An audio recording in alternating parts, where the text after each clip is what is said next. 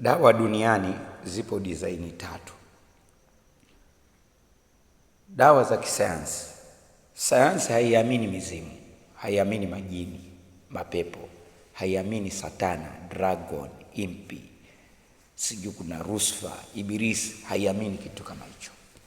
Kwa mfano mtu anapiga makelele, Mungu wangu, Yesu wangu, Bwana zunguka tu. Anamtaja Muhammad. Usiku kucha. Mkienda naye hospitali, basi huyo mtu anaonana na daktari, anasema basi aonane na daktari wa wagonjwa wa akili. Kwa hiyo akiwa anapiga makelele, anamtaja Yesu, anamtaja Mungu, au haamini hizo za Yesu na Mungu kwamba kuna Allah, kuna nini, hamna. Anachotaka wao ampige shindano, alale usingizi. Akilala usingizi afanye utafiti wao, aone huyu ni nini, ampeleke hospitali ya wagonjwa wa akili, kwa sababu haamini kwamba kuna mizimu inawatesa watu mfumo kama huo. Haamini. Anachoamini kuna wagonjwa wa akili, anapiga makelele, anachanganyikiwa. Wanampa madawa ya kutuliza sayansi. Sayansi, utafiti ufanyike. Utafiti ufanyike, kitu ambacho kinachopimika ndio kinaruhusiwa. Kinapimika, baada ya kupimika kupitia maabara, alafu baada hapo wajaribie watu kama dawa. Wakijaribia watu, alafu ndio zipelekwe kwa mamlaka husika, zitoe ruhusa ya kuuza ile dawa au kutumika kwa wanadamu mahospitali mbalimbali. Kwa hiyo zinaweka mitandaoni, madaktari anasoma pale, anapata ile dawa kuandikia wagonjwa, anatumia. Hiyo kisayansi. Lakini kisayansi haiamini mizimu, haiamini uchawi, haiamini mapepo, haiamini Ibilisi, Lucifer, hakuna kitu kama hicho. Mila za Afrika zinaamini kuna mizimu, kuna mapepo, kuna majini ya nguvu, kuna ulinzi fulani kupitia wanyama, kupitia mapepo, milima, mito na vitu vingine. Watu wanapika vyakula kupeleka kwenye mito, kupeleka kwenye misito, kwenye mito mikubwa, kwenye miti mikubwa. Basi watu wanafanya hivyo vitu, ni mila, matambiko nini. Mila za Afrika zinaamini kuna uchawi. Mtu anaota anagongwa na nyoka, kesho anapatikana anaamka anakuta kuna kidonda kidogo, haponi. Mpaka akienda kwa mtaalamu wenye madawa, unakuta kuna madawa mbalimbali, wanyama, ngozi za wanyama, majoka, vichwa vya joka, mpaka migongo ya samaki mbalimbali, migongo ya wanyama, chato na vitu vingine. Afrika utakuta kuna madawa mengi. Afrika tunaamini hivyo.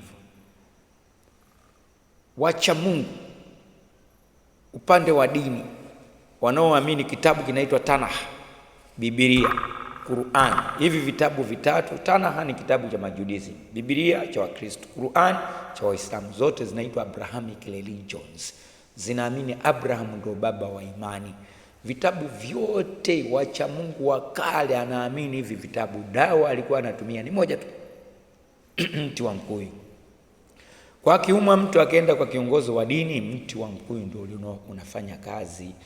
Vingine vinatumika kama vyakula vya kuongeza afya kwa mwili wa mwanadamu yule mgonjwa, lakini dawa halali mti wa mkuyu. Majani, maganda, magome, mizizi. Majani yanatengenezwa mafuta. Kisayansi, baada ya kuja sayansi, mmea wowote ule, mmea wote mkitoka majani, maganda, mizizi, maua, zikitengenezwa mafuta kwa hivi vitu, hiyo ni dawa. Isipokuwa matunda ni chakula. Kwa mafuta yanatoka kwenye matunda ni chakula, ni yakula, vegetable oil. Mafuta yanatoka kwenye maganda, magome, mizizi, maua, majani ni dawa. Kwa hiyo dawa alikuwa anatumia wacha Mungu wa kale ni mafuta ya mkuyu. Ndio mafuta maarufu duniani kwa wacha Mungu. Mafuta ya tini, mafuta ya tini. Wakristo mafuta ya upako, mafuta ya upako. Ukiumwa unapakwa pale, mgonjwa anapona. Una mapepo, una mikosi, uolewe, upate kazi, sijui kuna nini, basi mafuta ya mkuyu. Maugomvi ya ukoo, maugomvi ya kawaida, chuki za, mafuta ya mkuyu. Changamoto, watu wamechukua mila zao wameziingiza kwenye dini. Kwa unakuta mtu anauza mafuta ya kula, anakuambia nimeyaombea dua, anakuambia vitu ambavyo sivyo. Kwa hiyo Dr. Kaipa ni daktari halali, anawatibu watu kupitia mimea, kupitia vyakula, kupitia mti wa mkuyu tu ambao umetajwa ndani ya vitabu. Kwa hiyo njoo hapa, magonjwa yako yatatatuliwa. Uolewe, una mikosi, una kesi, una maugomvi, Dr. Kaipa.